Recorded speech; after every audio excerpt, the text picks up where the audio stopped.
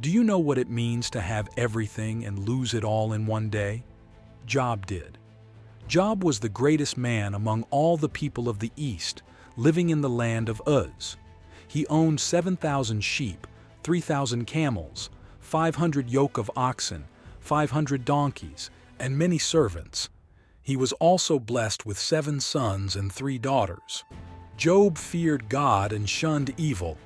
When his sons would hold feasts in their homes and invite their sisters, Job would make arrangements for them to be purified.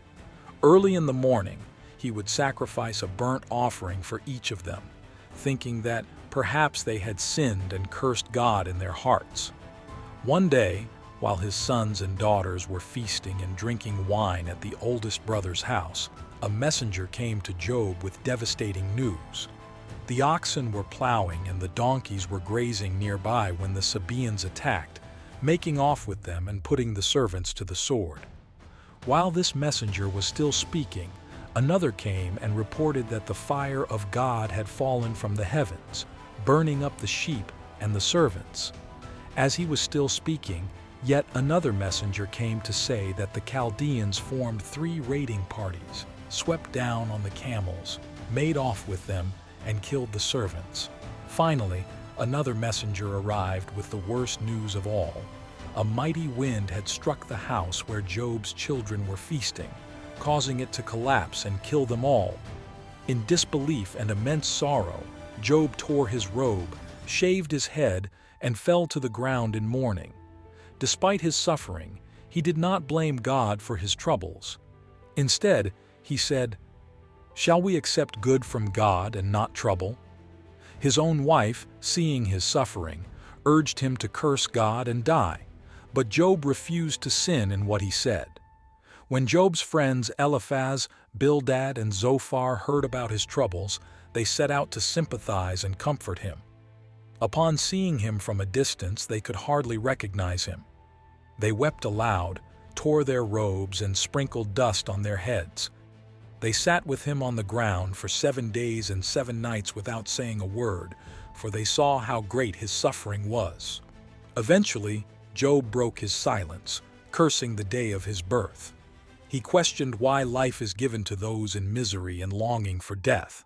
His friends, though intending to comfort him, suggested that his suffering must be due to some sin he had committed. They urged him to repent and seek God's favor.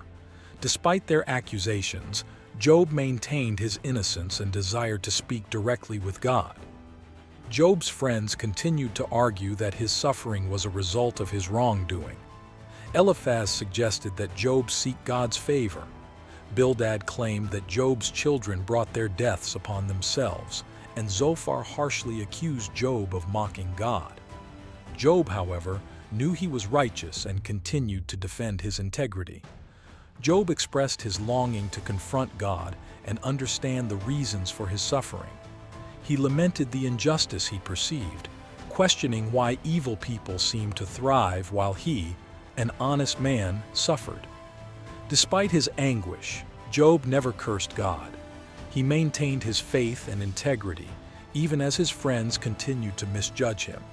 Finally, the Lord spoke to Job out of a storm, challenging him with questions about the creation of the world and the vastness of God's wisdom.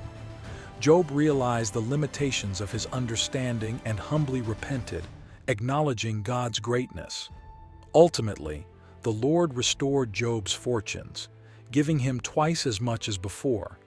His brothers and sisters came to comfort him, and he was blessed with even more livestock and children. The latter part of Job's life was more blessed than the first, and he lived to see his children and their children to the 4th generation. Through his unwavering faith and integrity, Job's story remains a powerful testament to the endurance of faith in the face of unimaginable suffering. Stay tuned for more our upcoming videos, and please remember to subscribe and like to support our channel.